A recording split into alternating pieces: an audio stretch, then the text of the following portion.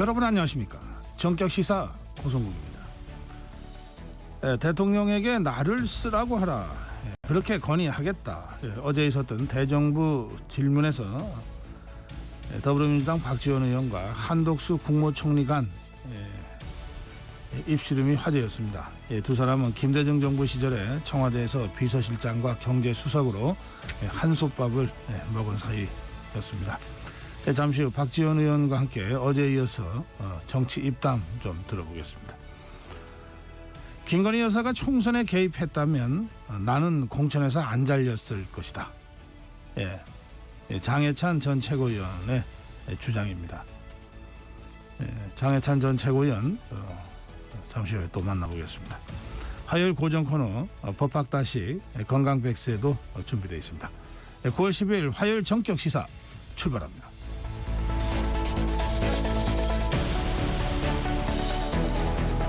정격시사는 유튜브 라이브로 생방송 지금 함께 하실 수 있습니다.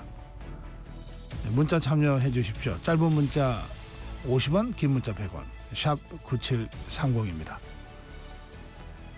콩 어플 무료입니다. KBS 1라디오 정치, 경제, 사회문화 각종 명품 콘텐츠가 지금 여러분을 기다리고 있습니다. 구독과 좋아요 그리고 좋은 댓글로 여러분 함께 해주십시오.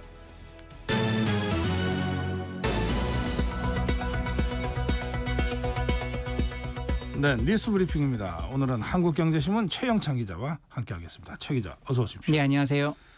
의정 갈등 해소위에서 여야가 모처럼 손을 잡았는데 어떤 대화가 오갔습니까? 어제 이제 우원식 국회의장과 여야 원내대표가 회동을 가졌는데요. 의정 협의체 구성에 나서기 위해서였습니다. 결론부터 말씀드리면은 눈에 띌 만한 소득은 없었는데요. 국민의힘 추경 원내대표가 이렇게 얘기했습니다. 의료계의 참여가 굉장히 중요하다는 부분에 여야가 인식을 같이 했다 이렇게 말했는데요. 그러면서 정부 여당이 의료계의 여야 의정 협의체 참여를 유도하기 위해 노력하겠다는 말씀을 드렸다 이렇게 전했습니다. 다만 민주당은 의료계 설득은 정부 여당 몫이라고 강조했는데요. 박찬대 원내대표는 진정성 있는 또 설득력 있는 제안이 필요하지 않겠나 이렇게 말했습니다. 네. 이렇게 여야 의정 협의체 물꼬는 텄지만 지금 입시 일정이 시작됐거든요. 의료계의 참여가 현실적으로는 쉽지 않아 보인다 이런 전망도 있습니다. 그렇습니다. 지금 어제부터 내년도 대입 수시 입학 접수가 시작됐기 때문인데요. 대통령실에서는 어제 2025학년도 의대 증원 유예는 현실적으로 불가능하다 이렇게 말을 했습니다. 여당 입장에서는 내년도와 2026학년도 의대 정원 백지화를 전제 조건으로 내건 이 의료계를 설득해야 하는 입장인데요. 대통령실의 유예가 불가능하다는 가이드라인이자 그렇게 해서 사실상 좀 부담이 될 수밖에 없는 상황이다 이렇게 전해지고 있습니다. 국민의힘과 한동훈 대표 입장에서는 중재자를 자처했다가 되레 의정 갈등의 책임만 뒤집었을 가능성까지 나오고 있는 상황입니다.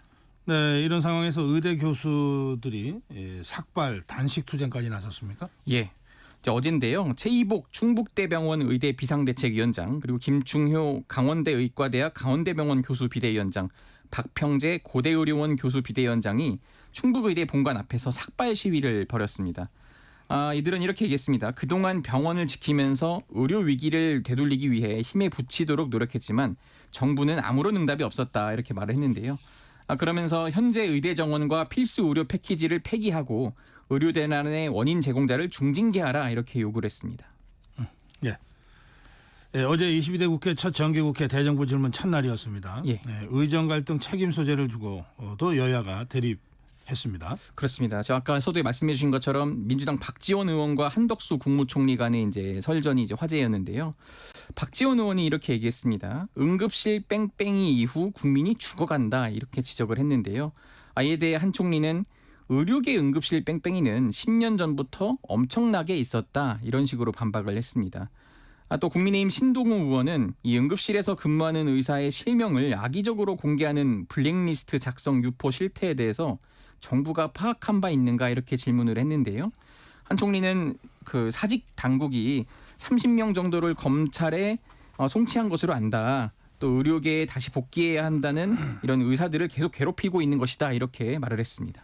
네, 그런가 하면 야권의 사법 리스크 관련 공방도 있었죠. 그렇습니다. 지금 박지원 의원은 또 문재인 전 대통령 일가 수사와 또 김 여사의 명품 가방 수수 의혹을 비교하면서 정부와 검찰을 비판했는데요. 여기에다가 이제 박 의원은 또 이재명 대표 배우자 김혜경 씨에 대한 검찰 수사를 비판하면서 이 10만 4천 원 카드를 썼다고 기소했다면 300만 원 가방을 받은 것도 기소해야 하는 것 아니냐 이렇게 주장을 했습니다. 대신 국민의힘은 문 전 대통령 전 사위죠. 이게 항공사 채용 비리 의혹을 제기하면서 대응을 했는데요. 권성동 의원은 검찰 수사를 받는 문 전 대통령 딸 다혜 씨에 대해 이분은 억울한 개구리가 결코 아니다. 모렴치한 캥거루다. 이 사건은 문 전 대통령의 캥거루 게이트다 이렇게 주장을 했습니다. 네. 지금 말씀하신 그 문재인 전 대통령 딸 문다혜 씨 관련해서 검찰에서 어제 새롭게 밝힌 사실이 있습니까? 그렇습니다. 지금 어제 서울 남부지법에서 공판 기일 전 증인 신문이 있었는데요. 이 검찰이 문 전 대통령의 딸 문다혜 씨 가족이 2018년 태국으로 이주할 당시 이 청와대 친인척 관리팀장인 신모 씨가 직접 태국에 가서 부동산 매입 등을 도운 사실이 확인됐다 이렇게 밝혔습니다. 신 씨는 문재인 정부 청와대 민정수석실 산하 특별감찰반장이자 또 대통령 친인척 관리팀장으로 근무를 했는데요. 이 대통령의 자녀와 친척 그리고 가까운 지인 등을 이제 혼자 관리했던 것으로 알려졌습니다. 검찰은 이 사안에 대해서 신 씨는 직속 상사였던 선임 행정관을 거치지 않고 민정비서관에게 바로 보고한 정황도 확인했다 이렇게 밝혔습니다. 예. 정부가 거대 플랫폼 공정경쟁 촉진 위한 입법 방향을 어제 발표했습니다. 예. 지금 이제 구글이나 뭐 네이버를 우리가 이제 흔히 말해서 거대 플랫폼 사업자 이렇게 정의를 하는데요. 공정거래위원회가 어제 이들을 지배적 사업자로 사전 지정해 규제하는 방안을 이제 철회했습니다. 대신 이제 끼워 팔기와 같은 불공정 행위를 저지른 플랫폼은 공정위가 이제 사후적으로 지배적 사업자로 추정해서 위법성 입증 책임을 물리기로 한 건데요. 네. 이제 플랫폼에 이제 예를 들어서 자사 우대, 뭐 끼워 팔기, 또 다른 플랫폼에서 더 싸게 파는 거를 막는 최해 대후, 그리고 이제 경쟁 플랫폼 이용을 방해하는 이제 멀티 호밍 제한 이런 것들을 이제 금지하겠다는 게 정부의 방침이거든요. 그러니까 기존에는 지배적 사업자를 사전에 지정해서 반칙 행위를 예방하겠다는 계획이었는데요. 이제 업계 반발이 심하자 이를 재검토했고 사후 추정을 통해 규율하는 방향으로 약간 선회를 한 것으로 보시면 됩니다. 그러면 정부 정책이 다소 후퇴한 겁니까? 네, 그렇게 지금 보이는 지적들이 많은데요. 그러니까 왜냐하면은 이제 사전 지정을 해서 미리 규제를 강력하게 하겠다고 했었는데 네. 사전 지정이 아니라 사후이기 때문에 어쨌든 간에 좀 규제를 강화하겠다는 것보다는 다소 완화하겠다 이렇게 보시면 되는데요. 예. 이 사후 판단을 받는 대상 요건이 또 기존 독과점 기준보다 좀 느슨하게 설정된 것도 있고요. 무엇보다 매출 4조 원 미만은 이 독과점에서 해제를 했거든요. 네. 이렇게 되면 쿠팡이라든지 배달의 민족 이런 것들은 이제 규제 대상에서 빠지게 되고요. 대신 이제 구글, 애플, 네이버, 카카오 정도만 규제를 적용받을 전망입니다. 그럼에도 불구하고 플랫폼 업계에서는 여전히 부당한 입법이다 이렇게 주장을 하는데요. 지배적 사업자의 입증 책임을 강화하는 것이 부당하다는 건데 잘못이 없다는 걸 스스로 증명하라는 것인데 규제기관의 책임을 사업자에게 전가하는 문제가 있어 보인다 이렇게 업계에서는 주장하고 있습니다. 네, 이번 여름에 굉장히 더웠지 않습니까? 예. 집집마다 에어컨들 많이 킬 수밖에 없었어요. 그러다 보면 전기세가 많이 나왔을 텐데요. 8월 전기료 고지서가 이게 배송됐죠. 그렇습니다. 좀 에어컨 상당히 많이 틀었을 텐데요. 이번 여름에 지금 한국전력이 지난달 말까지 검침이 끝난 주택용 전기요금 이걸 한번 분석을 했습니다.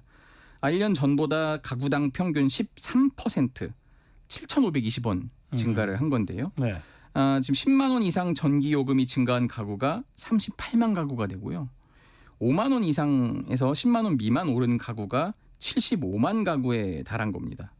가정마다 이제 검침이 약간 다르거든요. 그래서 이 통계에는 이 8월 사용분 전기요금이 절반 정도만 반영이 됐는데 지금 주택용 전기에는 이제 사용량이 많을수록 이제 요금이 무거워지는 이른바 누진제가 적용되고 있지 않습니까? 네. 이것 때문에 지금 전기요금을 좀 폭탄 맞는 가정도 일부 나오고 있습니다.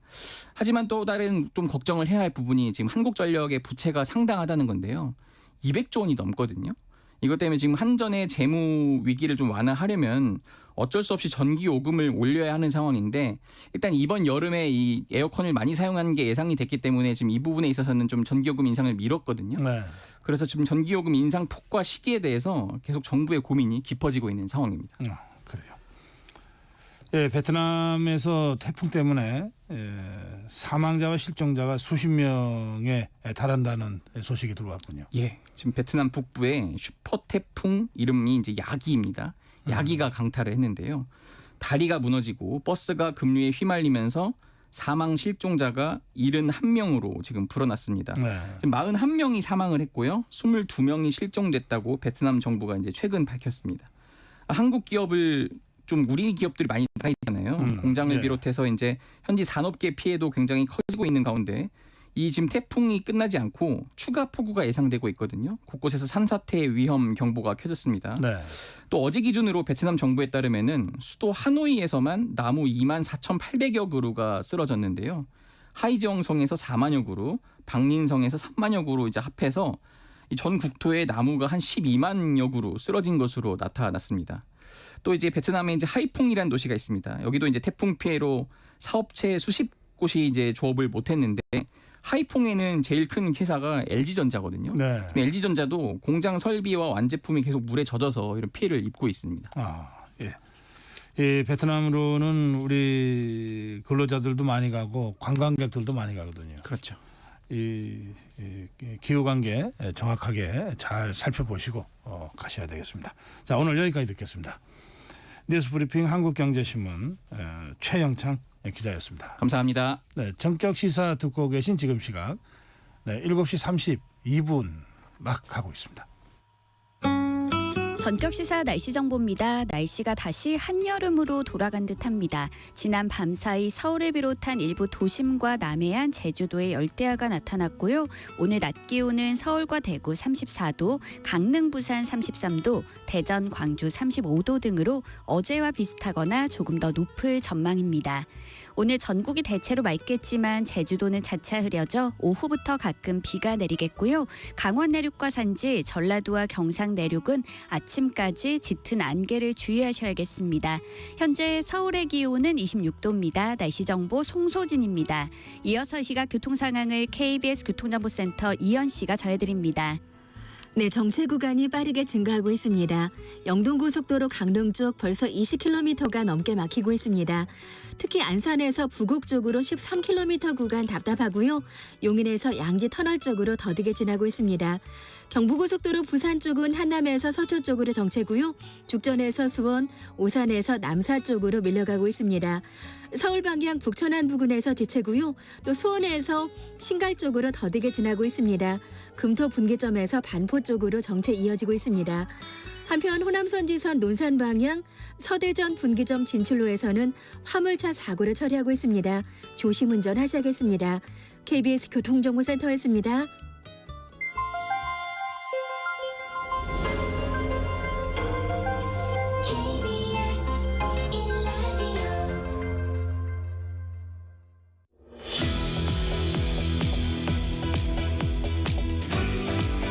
네, 여야가 국회 대정부질문 첫날부터 김건희 여사 수사 문제 그리고 문재인 전 대통령 가족 수사 문제를 놓고 격돌했습니다. 첫 번째 대정부 질문 질의자로 나선 더불어민주당 박지원 의원, 한덕수 총리하고 이 설전 중에 또 웃기도 하고 그랬는데 직접 모셨습니다. 박지원 의원님 어서 오십시오. 네, 안녕하세요. 네. 예. 그 대정부 질의 중에 서로 막 웃으면서 이게 이런 경우가 거의 없었던 것 같은데요. 글쎄요, 저하고 그 이낙연 네, 총리하고 할 때도 재밌었다고 그래요. 네, 농담도 좀 하고 그랬는데 한덕수 총리하고 저하고는 이제 깊은 인연이 있지 않습니까?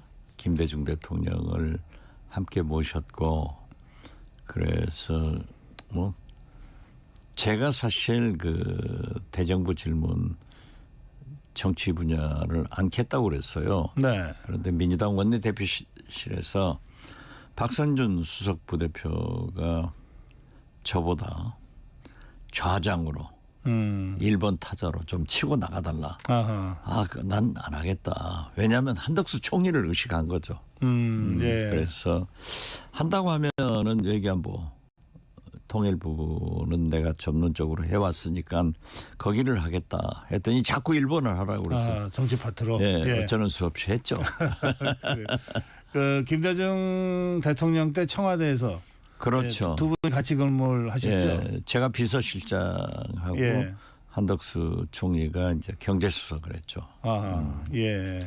굉장히 유능하신 분이에요. 예. 그럼 한 30년 전 인연이군요. 그렇죠. 네, 30년 가까이 예, 된. 예. 네. 그 대정부 질의에서 이번에 이제 당에서도 첫 번째로 좀 해달라고 이제 네, 주문을 네, 받았으니까 네, 네. 좀 신경을 쓰셨을 것 같은데 어느 부분에 좀 준비를 하셨습니까? 글쎄요, 아무래도 가장 큰 현안인 의료 대란, 네. 응급실 문제 추석을 앞두고 우리 국민이 지금 죽어가잖아요. 어떻게 됐든 그 문제와 아무래도 김건희 여사 네. 문제 이런 걸 좀 중점적으로 부각시켰고 특히 김건희 여사가 김영선 전 의원에게 보낸 문자 네. 이 문제는 절대 건강할 수 없다. 선거에 개입했고 국정에 개입했고 이건 국정문란이다. 네. 그래서 법무장관에게 수사하도록 촉구를 했고 뭐 그런 겁니다. 예.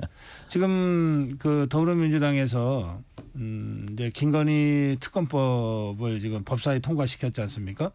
네. 네, 거기 보면 그 이번에 수사심의위원회에서 불기소 권고가 나온 그 명품백도 있고 그다음에 지금 의원님 말씀하신 그 공천 개입의 문제도 있고 이런 것들이 다 김건희 특검법에 들어가 있죠. 이번에 추가로 네. 법사위에서 김건희 여사 그 문자 문제 네. 이건 첨부가 됐습니다. 이건 굉장히 중대한 거예요. 네. 만약 저는 늘 그럽니다. 역사는 지워지지 않고 밝혀진다. 김건희 여사가 최재형 목사하고 그 많은 문자 내용이 심지어 집권여당의 비대위원장이었던 한동훈과의 문자나 이런 것들이 다 밝혀진다고요. 그렇기 때문에 지금 이 선거 개입 국정문란에 대해서도 국민의힘 두 현역 의원이 보았다고 주장을 하고 있고 네. 거기 등장하는 5분들이 다 그러한 의혹을 제기하고 있다고요. 물론 뭐 대통령실에서는 부인을 하고 있지만은 늘 대통령실은 김건희 여사가 나오면은 부인하는 거예요. 네. 그렇지만 사실로 밝혀지지 않냐.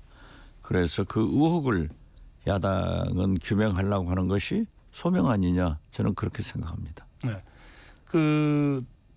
이 선거 개입, 공천 개입 관련 문자 의혹. 네. 그것에 이제 또 다른 당사자가 김영선 전 의원이잖아요. 그렇죠. 김영선 전 의원은 김영선 전 부인하고 의원은 있지만은 일단 부인하고 있죠. 예, 부인하고 있지만은 그걸 보여줬기 때문에 얘기되는 것 아니에요?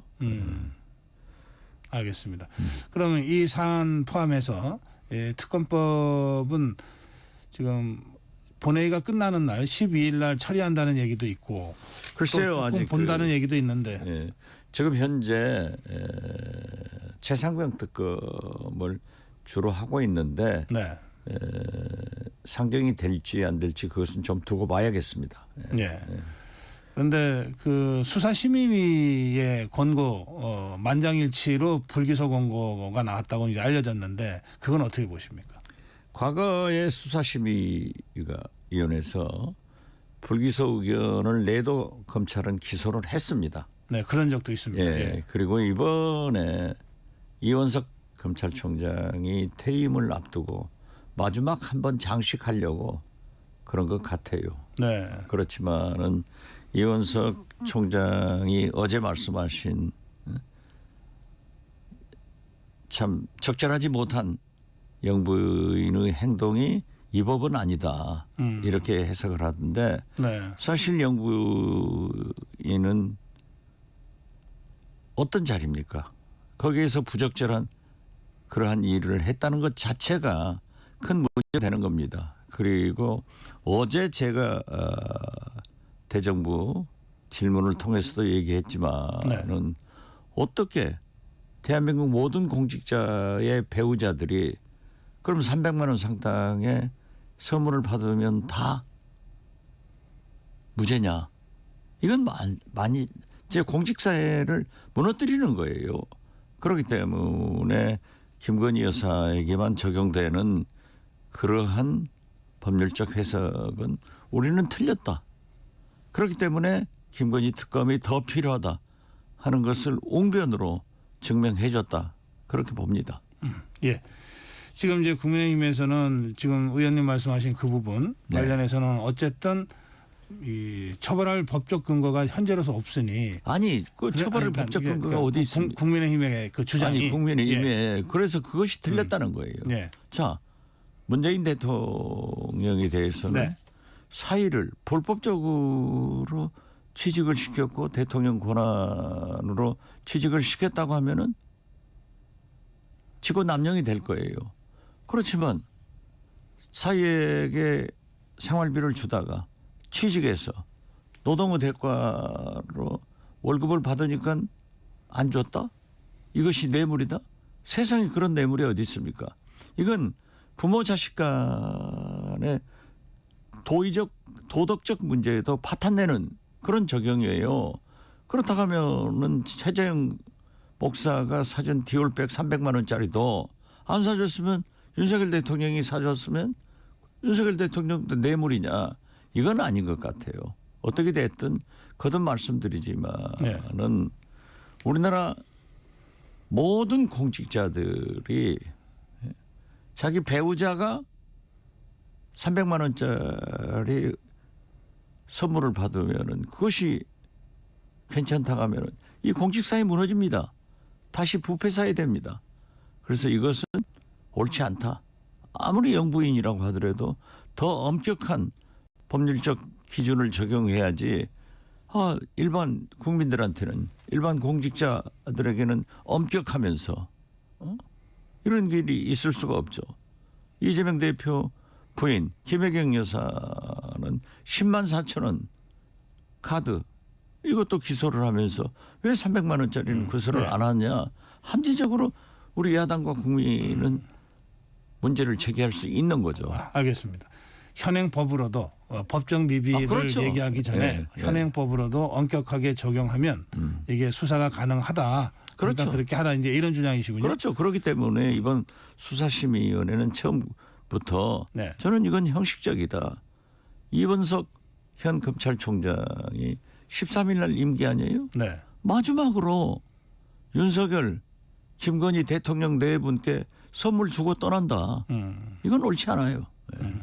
근데 의원님 수사심의위원회 네. 이게 이제 지금 야권이 있을 때 만들었고 그리고 지금 수사심의위원회 운영이 한 300명의 풀 중에 15명을 무작위로 이제 선택해서 이제 판단을 구하는 건데 14명이 한 명은 빠지고 14명이 만장일치로 기소할 수 없다 이렇게 의견을 냈다는 거거든요.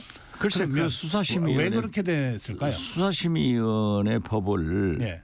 문재인 정부 때 제정했다 이런 얘기를 하더라고요. 네. 그럼 헌법은 어떤 정부에서 제정했죠? 옛날 그건 그때 그 법을 가지고 제정한 것이 문제가 아니라 지금 현재 15분 중 14분이 그러한 결정했다 하더라도 야당에서 볼 때 국민이 볼 때 부적격하다 하면은 얼마든지 얘기할 수 있는 물론이죠. 거고 예. 그것이 우리가 특검으로 갈 이유가 된다. 저는 그렇게 봐요. 알겠습니다. 자, 그 지금 말씀 중에 그 문재인 전 대통령과 그 다혜 씨에 대한 말씀이 이제 언뜻 나왔는데 예. 그 사건 관련해서 검찰의 수사는 그 의원님은 어떻게 평가하십니까? 그건 정치 보복이죠. 네. 한마디로 사실 어떤 의미에서 보면은 문재인 대통령이 윤석열 대통령을 벼락 출세시켜줬는데 윤석열 대통령이 은혜를 원수로 갚고 있다. 그리고 정치 보복이 아니에요. 문재인 대통령이 윤석열 대통령한테 정치 보복 안 했거든요.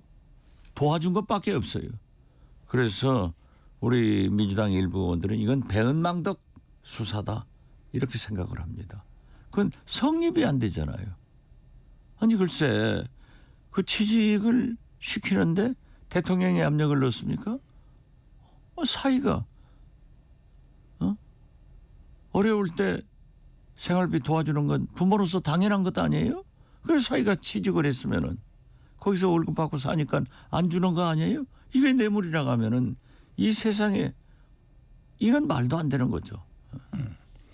그 이제 서모 씨 전 사위와 관련된 의혹에 대해서 이제 지금 의원 이제 말씀을 하셨고, 그 밖에도 김정숙 여사의 샤넬 재킷과 관련된 의혹이라든지 5천만 원의 현금을 굳이 지인을 시켜서 다혜 씨한테 보낸 사안이라든지, 또는 출판사에서 2억 5천만 원이 문다혜 씨 쪽으로 넘어왔다가 그중에 1억은 뭐 문재인 대통령의 인세로 가고 뭐 이런 일련의 그 금전 거래 전반에 대해서 지금 검찰이 들여다보고 있다는 건데요. 그 부분 한번 정리 좀 해주시죠. 들여다보는 것은 예. 들여다보시라고 그래야죠.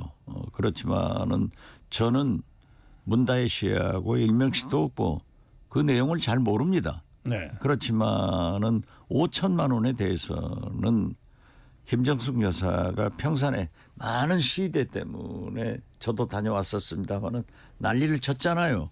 그러니까 나가실 수가 없으니까 자기 지인한테 좀 보내주라. 그것도 김정숙 명의로 딸한테 보냈단 말이에요. 만약에 지인한테 보내주라고 했으면 그 사람 명의로 받았으면 별 문제가 없었을 거예요. 네. 그리고 갚았다고 하는데 그것이 무슨 문제예요. 그리고 출판사나 이런 문제는 저도 보도를 통해서 보았지만은 자초지종을 잘 모릅니다. 알겠습니다. 그 지금 그 문다혜 씨의 그 집을 압수수색하는 압수수색 영장에 문재인 대통령이 피의자로 적시돼 있다라고 이제 보도가 됐어요. 그런데 검찰이 피의자로 적시하면 소환해서 수사하겠다는 걸 전제로 그렇게 피의자 적시가 된다고 그러더군요. 그렇죠. 저도 뭐 그러면 이제 압수수색을 하도 많이 당해봐서 잘 알아요. 그러면 이제 문재인 전 대통령 검찰이 소환할 텐데 어떻게 해야 될 것 같습니까? 저는 검찰이 소환할 이유가 없을 겁니다. 예. 그걸 어떻게 뇌물로 생각해요? 그리고 만약 검찰이 문재인 대통령을 수사를 한다고 하면은 국민적 역풍이 굉장히 강할 겁니다. 그리고 제가 문재인 대통령이 어떻게 하실지는 몰라요. 저하고 한 번도 얘기를 안 해봤으니까. 요즘 제가 몇 달간 한 번도 가보지도 않고 연락도 안 합니다. 왜냐하면 자꾸 현안들이 걸려 있는데 예. 그래서 하는데 네. 저는 저라면은 제가 문재인 대통령이라 하면은 검찰 소환 거부합니다. 이유가 없잖아요. 아니 부모가 자식 놀고 있으니까 생활비 준 걸 자식이 취직해서 정당한 노동 대가로 월급 받았는데 그게 뇌물이라고 하면은 말이 안 되는 거죠. 소환 거부. 저는 제가 만약 문재인 대통령이라면 그러겠다 이거죠. 알겠습니다. 자기들 것은 전부 하나도 안 하고 보세요. 김건희 여사만 하더라도 이번 디올백도 그렇지만 도이치모터스 거기도 판결문에 나왔어요. 그래도 안 하잖아요. 자, 양평 고속도로 얼마나 많은 것들이 있어요. 거기도 다 나와 있어요. 자기들 것은 안 하고. 죽은 권력 문재인 대통령 도대체 나는 윤석열 대통령이 가장 큰 잘못은 당신이 대통령을 굉장히 잘하고 있다 이렇게 생각하는 것하고 정치는 검찰 수사하듯 하고 검찰 수사는 정치하듯 하니까 틀린 거예요. 이게 굉장한 지금 보세요. 우리 국민 10사람이 모이면은 7사람이 싫다는 것 아니에요? 2사람만 좋아하고 이게 여론조사로 나오지 않습니까? 왜 이렇습니까? 오늘 아침 조선일보 김대중 칼럼 보세요. 김대중 칼럼 그렇게 보수 우익의 칼럼니스트지만은 내조 잘해라. 틀렸다. 그러니까 대통령이 잘해야 되고 사과하라고. 그러면서 참 이상한 깜짝 놀랐는데요. 이재명 대표의 사법 리스크는 보수층에서 바라는 대로 안 될 것이다. 이런 내용이더라고요.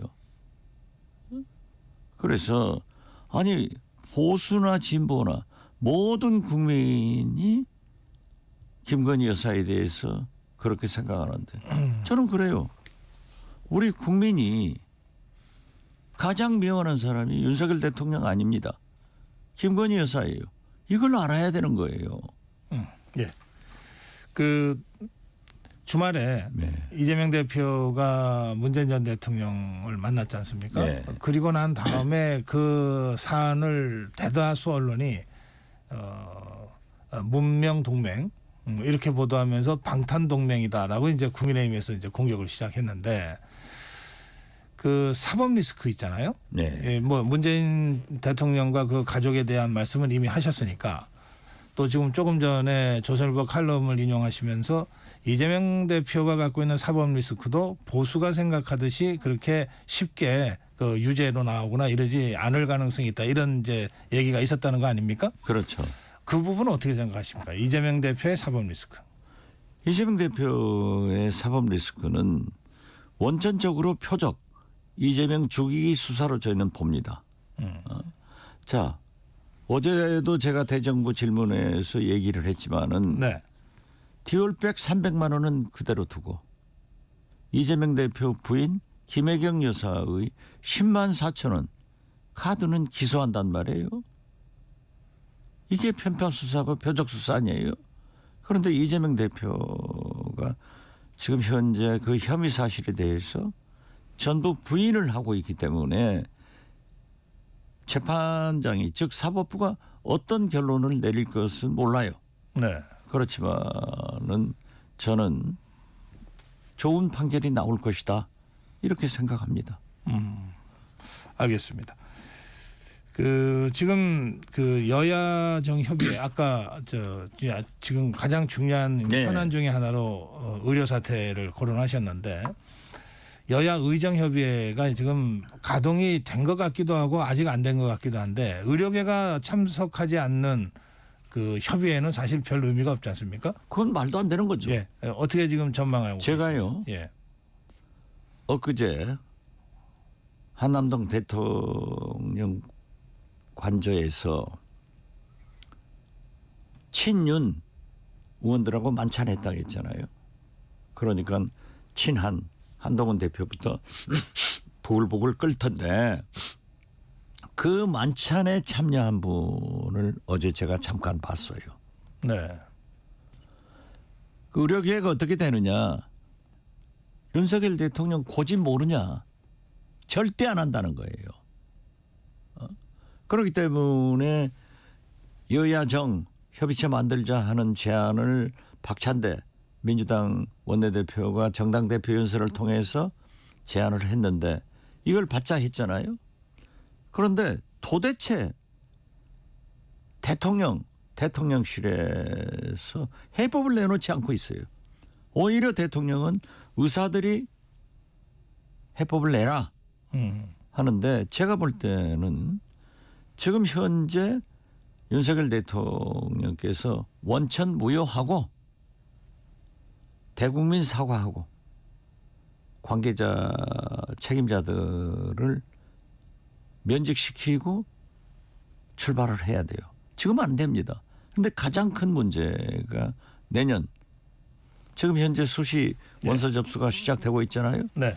이 학생들과 학부모들은 애가 타는 거죠. 그러니까 그것까지 백지화해야 된다고 생각하십니까? 그렇기 때문에 의사들이 안 오기 때문에 안 된단 말이에요. 만약에 내년에 2025년도에 그렇게 증원대로 뽑으면은 이제 대통령실에서 2026년도는 0명이 돼도 하겠다. 이걸 받아들이겠다 하는 것은 쇼예요. 어떻게 2026년도는 그 교수들, 그 시설 놓고 정원 안 하고 견디겠어요? 이건 분명히 대통령실 견해는 굴복하고 시작하면은 간다.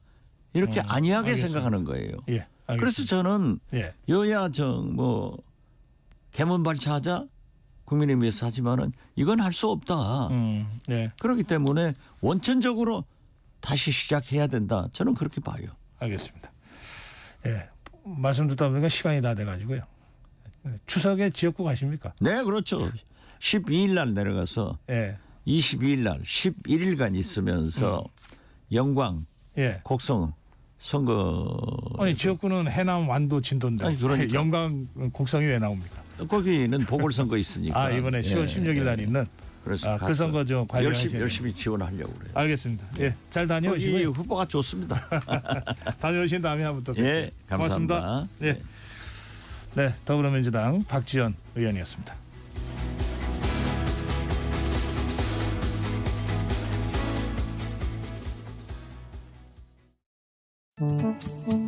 KBS 라디오 기후 위기 대응 캠페인 지구를 안녕하세요. 클라블라우 대표 허지현입니다. 소위 쓰레기라고 하죠. 그런 것들 중에서 일회용품도 굉장히 많고 포장재가 굉장히 많잖아요. 그런 것들을 위주로 재료를 써서 작업을 하는데요. 워크숍을 하면서 이 재료에 대해서 또 얘기를 잠깐씩이라도 또 하거든요. 그럼 이 재료가 처음에 어떻게 생겼는지부터 알게 되면 물건이 하나 생기는 과정이 굉장히 만만치 않다는 걸 다시 한번 인식하면서 물건을 사는 거를 다시 한번 생각해보고 소비를 안 하거나 이제 소비 활동을 좀 줄이게 되는 그런 효과도 있고요. 버릴 때도 일회용품이라고 나온 것이라고 하더라도 재사용하거나 좀 오래오래 쓸 수 있는 그런 생각을 가지게 되는 것 같아요. 또 많은 사람들이 뜻을 같이 하시고 뭔가를 하시려고 하시는데 어떻게 해야 될지 고민을 하게 되더라고요. 장터의 형식으로 교류를 할 수 있는 장을 좀 열어보자는 생각으로 초록순 장터라는 이름으로 마지막 토요일마다 열어요. 우리 대부분의 활동 소비로 이루어지잖아요. 그러니까 환경을 생각한다면 내가 뭘 사야 할 때 단순히 싸니까 편하게 살 수 있으니까 그래서 사는 게 아니라 어떤 회사가 앞으로 살아남아야 할지를 생각해서 거기에 돈을 주고 응원해야 합니다. 자기에게 이미 생긴 건 수리수선하고 갈고 닦아서 오래오래 쓰는 방법 그렇게 해주시면 될 것 같아요. 뜨거워지고 있는 지구. 지금 우리의 문제입니다. KBS 라디오 기후위기 대응 캠페인 지구를 지켜라 였습니다.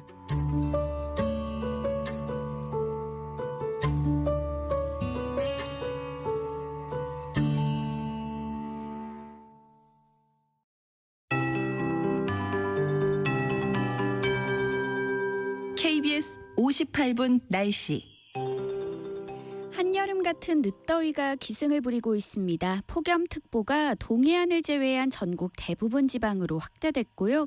일부 수도권과 충청, 전남과 경남은 폭염경보로 강화된 곳도 있는 가운데 지난 밤사이 서울을 비롯한 일부 도심과 남해안 제주도에는 열대야가 나타났습니다. 한낮에는 서울과 대구 34도, 강릉, 부산 33도, 대전, 광주 35도, 제주 32도 등으로 어제와 비슷하거나 조금 더 높겠고요. 강하게 내리쬐는 볕과 높은 습도 때문에 몸으로 느껴지는 체감 온도는 35도를 웃도는 곳도 있겠습니다. 온열 질환에 걸리지 않도록 주의하시기 바랍니다. 내일은 서울의 낮 기온이 35도까지 올라가 늦더위가 절정을 보이겠고요. 모레 전국 대부분 지방에 비가 내리면서 더위는 한풀 꺾일 전망입니다. 현재 강원 내륙과 남부 내륙 곳곳에 안개가 짙게 껴있어 주의하셔야겠습니다. 안개는 차츰 걷히겠고 오늘 전국에 가끔 구름이 많이 끼겠는데요. 다만 제주도는 오후부터 흐려져 비가 내리겠고 내일 밤까지 20에서 많게는 80mm 이상의 비가 올 전망입니다. 벼락과 돌풍이 동반되기도 하겠고요. 제주도에는 바람도 강하게 불겠습니다. 현재 서울의 기온은 26.8도입니다. 송소진입니다.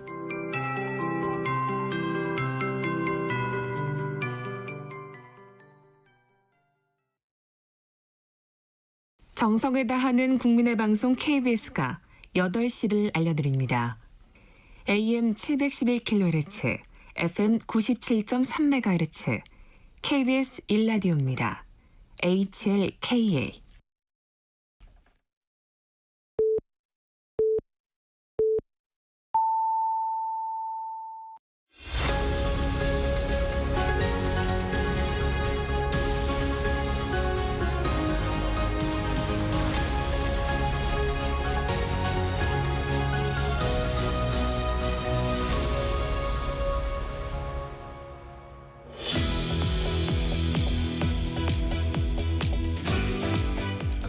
네, 조금 전 박지원 의원과의 대담에서 박지원 의원이 언급한 국민 10명 중 7명이 윤석열 대통령 국정수행 능력을 부정적으로 평가하고 있다. 이런 발언 관련 여론조사 개요를 알려드려야 되겠습니다.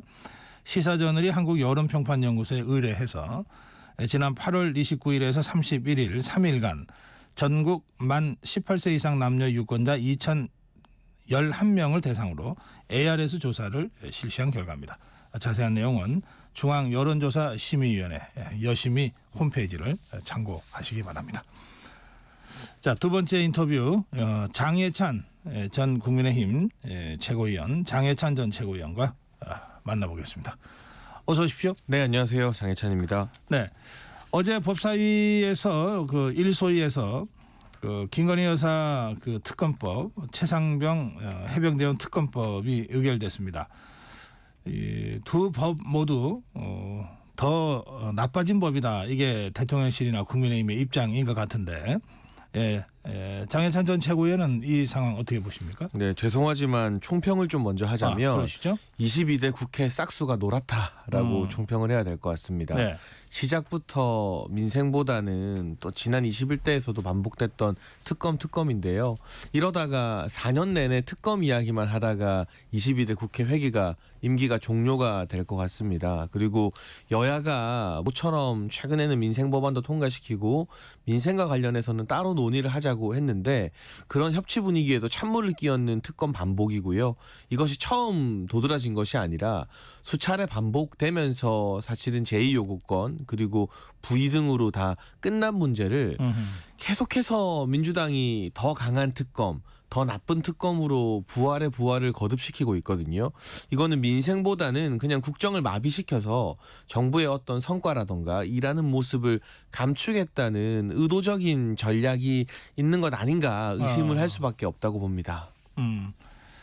사실 이렇게 만약에 대통령실이나 국민의힘에서 더 나쁜 특검이다 이렇게 생각을 하면은 대통령 제2요구권을 행사 안 할 수가 없잖아요. 네. 그렇게 돼서 재표결로 가면은 부결될 가능성이 높은데 그렇죠. 이걸 국민의힘뿐만 아니라 더불어민주당도 잘 알 텐데 이걸 이제 계속하는 이유는 결국은 윤석열 정부의 국정 성과를 이 특검으로 덮기 위한 의도다 이런 뜻입니까? 근데 아무래도 특검이 이렇게 발의가 되고 대통령의 제2요구권 전국이 오면 주요 언론 기사가 뭐 제2요구 그리고 뭐 이게 이제 당내 표단속이 되느냐 마느냐 네. 이런 정쟁으로 덮이기 마련입니다. 근데 최근 보면 이 우리나라 같은 경우는 반도체 수출이라든가 이 여러 가지 수출 흑자 지표 등등 물론 아직 체감하기에는 조금 힘든 국민들도 많겠지만 적어도 이 경제의 큰 틀에서는 다른 나라들 대비 경제 성과라든가 수출 지표들이 나아지고 있는 모습을 보이고 있는데요. 네. 이런 뉴스들은 온데간데 없이 그냥 묻혀버리고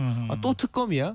그리고 또 어떻게 보면 국민들 입장에서는 제2요구권이야? 이게 그러면 또 몇 표가 반란표가 나오는지 마는지 이런 지엽적이고 매우 피곤한 뉴스들이 전국을 뒤덮게 되거든요. 아하. 야당 입장에서는 이걸 정쟁의 소용돌이로 끌어들이는 게 나쁘지 않다라는 판단을 내리고 있는 것 같아요. 하지만 지켜보는 국민들 정치권 전체에 대한 불신과 불만이 지금 이 한계 수치까지 다다르고 있다는 것을 야당도 좀 명심을 해야 될 것 같습니다. 네.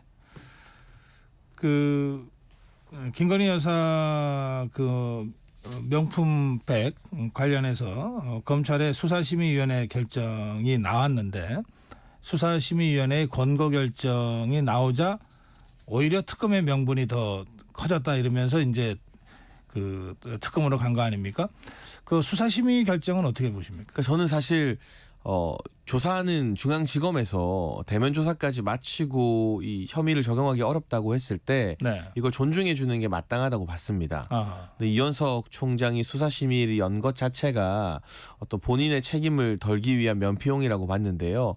아시겠지만 수사심의위원회 위원들은 검찰총장이 뽑는 게 아니라요. 수백 명 중에서 추첨으로 선정을 하잖아요. 그러니까 뭐 누구를 뽑고 뭐 누구와 친한 사람, 뭐 정치 성향이 이런 사람을 인위적으로 수사심의에 넣고 말고 할 수 있는 제도가 아닙니다. 네. 그런 이 추첨을 통해 뽑힌 수사심의위원들이 전부 다 기소는 안 된다, 불기소 의견을 냈다라고 언론 보도가 나오지 않습니까? 그러면 객관적으로 법리적으로 봤을 때는 형사 책임을 묻기 어렵다는 게 상식과 법리에 부합한 판단인 것 같고요. 다만 민주당 같은 경우는 수사심의를 안 열었으면 안 열었다고 특검을 하자고 했을 거고, 뭐 이번에 열었다고 해도 그 연 것을 빌미로 특검을 하는데요. 뭐 이 수사심의 개최 여부 자체가 민주당의 특검 전국에 큰 의미를 영향을 끼치진 않았다고 생각합니다. 어떤 선택을 했든 민주당은 그냥 기승전 특검이었을 게 명확하기 때문에 네. 뭐 이 과정이나 이런 부분에 대해서 지금 시시비비를 따지는 게 기승전 특검, 그냥 22대를 특검으로 시작해서 특검으로 끝내겠다는 민주당에게 뭐 큰 무슨 의미가 무슨 차이가 있을까 싶습니다. 그러면 이현석 검찰총장은 뭐 임기도 얼마 안 남았는데 며칠 안 남은 상태에서 왜 굳이 수사심의위원회를 거쳐 가려고 했을까요? 잘 모르겠습니다. 이현석 총장이 일상적으로 이 영부인이나 물론 현직 영부인에 대한 조사는 이번이 처음이었죠. 대면 조사. 그러나 정치권의 여러 관계자들에게 방문 조사나 뭐 이런 다양한 조사 방법이 있음에도 문제를 삼고 했던 것에 대해서 오히려 보수 여권 내부에서의 불만 목소리가 많이 나오고 있는데요. 네. 저는 이현석 검찰총장에 대한 여러 불만 중에 문재인 전 대통령이나 지난 정부에 대한 수사를 이현석 검찰총장이 많이 억제했다, 막았다라는 부분이 있는데 네. 이 본인의 임기 말에 자신과 관련된 여러 비판이나 그동안 검찰의 수사 성과에 대한 것들을 조금 김건희 여사에 대한 수사심의 소집으로 좀 시선을 돌리려고 했던 것이 아닌가. 아하. 오히려 이 부분에 있어서는 야당과 이현석 총장의 이해관계가 맞아떨어진 측면도 있다고 보고요.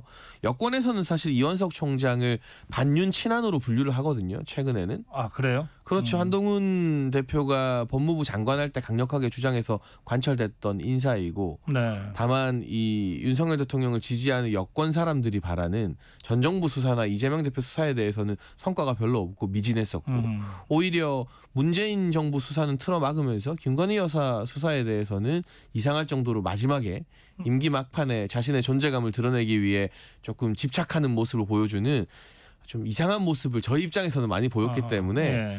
민주당이 오히려 이현석 총장에 대해서 뭐 이렇다 저렇다 하는 것보다 오히려 이현석 총장에 대한 불만은 지금의 대통령 지지계층이나 여권 지지층에서도 상당히 높다는 점도 한번 설명을 드리고 싶습니다. 아 그렇군요. 예. 그런가 하면은 그 며칠 전부터 김건희 여사가 총선 공천에 관여했다. 라고 하는 이제 의혹이 제기가 되고 있습니다. 언론 보도로 시작이 됐고, 조금 전에 박지원 의원은 그게 무지무지 중요한 사안이다 이렇게 강조를 했습니다. 그거 어떻게 보십니까? 저는 일단 결과적으로 공천 개입이라는 게 황당한 소리라는 건 이미 증명이 된 것 같아요. 김영선 전 의원이 경선 기회를 부여받았다면 모르겠지만 네. 경선 기회조차 부여받지 않고 컷오프를 당했고요. 그리고 뭐 일각에서 알려진 용산 대통령실가 가깝다는 인사에게도 경선 기회가 주어지지 않았죠. 다 컷오프되는 공천 개입이 어디 있습니까? 참 황당한 소리이고요. 예. 뭐 제가 봤을 때는 뭐 김영선 전 의원의 그 당시 이제 컷오프를 전후로 정치적 입지라던가 상황이 녹록치 않았는데, 만약 이런 대화가 실존했다 하더라도 뭐 그 여부조차 지금 알려지지 않았지만 네. 뭐 일종의 뭐 덕담이나 위로 차원의 말인 것이지 이게 의미 있는 공천 개입이고 야당이 문제 삼을 여지가 있으려면 여기서 더 나아가서 김건희 여사나 대통령실이 특정 내용을 당에게 전달했다는 것까지 다 이 근거가 나와야 되거든요. 네. 그렇지 않고 있기 때문에 대통령 내외에 대해서 감정이 가장 안 좋은 걸로 둘째가라면 서러울 개혁신당의 이준석 의원조차 지금 나온 보도만으로는 뭔가 문제를 제기하기는 이르다, 섣부르다라고 한 발 물러서고 있잖아요. 네. 만약 이게 진짜 문제가 되는 부분이고 비판할 근거가 있으면 이준석 의원이 가만히 있을 분은 아니지 않습니까? 그런 사정을 고려해 봤을 때 지금에 나온 보도만으로 뭐 비판을 하거나 책임을 하기에는 너무 이르고 섣부르다는 생각이 듭니다. 우리 장해찬 전 최고위원도 지난번 총선 때 공천 받았다가 박탈당하고 그 파동을 겪었잖아요. 네. 혹시 뭐 이 용산 대통령실의 공천 개입 같은 게 있었습니까? 대통령실이 공천 개입을 할 수 있었다면 네. 뭐 거의 10년 전에 어떤 사담을 가지고 제가 공천 취소당하는 일은 없었겠죠. 제가 그래서 공천 개입이 없었다는 산 증인이다라고 반우스갯소리로 말씀도 드렸는데요. 네. 보통은 이제 집권 여당일 때 대통령실과 여당 사이에 여러 가지 공감대나 소통이 활발하게 이루어져 왔던 게 보수 진보 막론하고 정치권의 이제 관행이었습니다. 다만 제가 직전까지 최고위원을 했고 또 여러 가지 공천 파동의 당사자로서 지난 공천 같은 경우는 정말 철저할 정도로 여당의 이제 비대위원장이 내가 알아서 하겠다. 이건 내 공천이다라고 본인의 어떤 지분과 공천권을 강하게 주장했던 것으로 알고 있고 네. 저도 체험을 한 당사자였기 때문에 이제 와서 그 공천에 대해서 사실 뭐 호남을 소외했다, 뭐 당직자 공천 주지 않았다 해서 비례대표도 한번 바뀌고 했잖아요. 네. 여러 공천 과정의 문제들로 결국에는 108석이라는 초라한 결과를 얻었는데 다 지나고 와서 그 책임을 뭐 대통령실이나 용산에 돌리는 거는 저는 그때 당시 상황을 아는 사람으로서는 네. 좀 이해가 되지 않는 일이다라고 생각합니다. 그리고 이 공천은 내가 하는 것이라고 한동훈 비대위원장이 인터뷰했던 언론에게 대응했던 기사들도 지금 다 남아 있어가지고요. 네. 뭐 공천에 있어서 용산이나 대통령실이 개입하거나 의견을 주장할 여지가 전혀 없었던 걸로 알고 있습니다. 만약에 그렇다면은 그런데 야권에서 계속 김건희 여사가 공천에 개입했다라고 지금 주장하고 의혹을 제기하잖아요. 그러면 한동훈 대표나 당시 공천을 책임졌던 당시 공관위원장이나 이런 당의 공식 기구에서 지난 총선 당시의 공천 과정을 좀 국민들한테 설명할 필요는 혹시 없을까요? 그러니까 그래서 총선 백서가 좀 나와줘야 되는데 어쨌든 지금의 당 지도부가 총선 백서에 호의적이지 않기 때문에 마치 분서 갱유를 하는 것처럼 총선 백서를 틀어막고 있는 상황이고요. 당 차원의 공식 논평은 나왔습니다. 이 지난 공천에 어떤 개입은 없었다라는 이 대변인 명의의 논평은 나온 걸로 알고 있습니다만 아무래도 용산이나 김건희 여사 관련된 이런 이슈에 대해서 한동훈 체제의 국민의힘이 적극적으로 나서서 방어하고 그런 느낌은 아닌 것 같아요. 그냥 이 논란이 커지지 않기를 바라는 것 같은데요. 저는 설령 후속 보도가 나오고 그 대화들이 일정 부분 뭐 드러난다 하더라도 이것이 실체적 공천 개입이 되려면 당에 직접 연락을 한 뭔가 압박을 한 근거가 있어야 되고 결과들이 나와야 되는데 그런 게 지금 전혀 없지 않느냐. 그렇다면 뭐 좀 어려운 처지에 정치인이 자신의 상황을 토로했을 때 뭐 개인적으로 위로하거나 덕담한 것까지도 문제가 되느냐 정도의 생각을 가지고 있고요. 뭐 후속 보도가 더 나오는 걸 봐야겠죠. 알겠습니다. 그런가 하면 이제 엊그제 윤석열 대통령이 뭐 번개 만찬이라고 보도를 하더라고요. 언론에서 뭐 만찬을 했다 그러는데 보니까 1시간 정도니까 밥만 급하게 먹은지 모르겠어요. 근데 이제 거기에 한동훈 대표나 이른바 친한계가 빠진 만찬이었다는 얘기들이 돌면서 또 뭐 윤석열 대통령과 한동훈 대표 간의 갈등의 얘기가 또 나오는 것 같은데 그건 어떻게 보십니까? 일단 윤석열 대통령이 평소에도 다양한 정치인들과 즉각 전화나 통화 소통을 많이 하거든요. 네. 그런 과정에서 통화를 하다가 지금 그러면 다른 일정 없으면 관저로 와서 식사 한번 하자 하는 경우가 왕왕 있는 걸로 저는 알고 있습니다. 그리고 뭐 지자체장이나 다양한 정치 원로들과 자주 이 관저 만찬, 관저 정치를 하는 걸로 알고 있어서 이게 뭐 대통령실에서의 먼저 제안이라기보다는 중진 의원이 제안해서 대통령이 수용한 형태라고 알고 있어서요. 이런 소통은 오히려 권장해야 된다. 그리고 그 자리에 동석한 인요한 최고위원의 의료계의 입장 같은 경우도 대통령께 많이 전달했다고 하잖아요. 그러면 소위 언론에서 말하는 것처럼 좀 다양한 목소리를 들을 수 있는 창구가 마련된 것 아니냐. 이런 관저 정치, 관저 소통은 더 적극 권장해야 될 부분이라고 보고 뭐 친한계나 이런 분들은 나중에 추석 연휴 끝나고 공식적인 자리가 있겠죠. 다만 이분들도 번개하고 싶으면 평소에 대통령과 소통하기 위해 노력하면 되고요. 제가 알기로 이제 정치인이나 국회의원이 전화했을 때 안 받는 분이 아닙니다. 바로 못 받아도 콜백을 또 꼬박꼬박 주시는 게 윤석열 대통령의 소통 스타일이기 때문에 당정 간의 소통이 뜸해지고 뭐 이런 소외 이야기가 계속 나오면 손해는 결국 당 지도부가 보거든요. 그래. 왜냐하면 당 지도부가 말하는 정책이나 여러 가지 것들을 결국에는 대통령실과 정부에서 힘을 실어줘야 관철시킬 수 있는 것 아닙니까? 다만 한 가지 이런 관저 정치를 하고 소통을 하려면 만나고 바로 뭐 언론 플레이하고 단독 보도 나오고 하는 그 이 일을 해결하기보다는 언론 플레이에 집중하는 모습을 친한계가 조금 내려놓는다면 아하. 당정 간의 소통이나 번개 뭐 만찬 같은 경우도 더 많아질 수 있겠죠. 그래요? 두드려라. 그러면 열릴 것이다. 네, 두드릴 때 언론 플레이가 아니라 진심을 가지고 좀 두드리면 알겠습니다. 좋겠습니다. 그 이제 말씀 중에 이제 의료계 얘기가 잠깐 나와서 지금 그 국민의힘 더불어민주당이나 의료계는 진작부터 뭐 보건복지부 차관 경질을 전제 조건처럼 얘기해 왔잖아요. 조금 전에 박지원 의원도 대통령 사과 그다음에 보건복지부 장차관을 염두에 둔 책임자 문책 이 얘기를 하더라고요. 그런가 하면 국민의힘 내부에서도 몇몇 정치인들이 보건복지부 장차관 사과 문책 이 얘기를 했어요. 그거 어떻게 보십니까? 보건복지부 차관 경질하면 의료계가 대화의 테이블로 나오나요?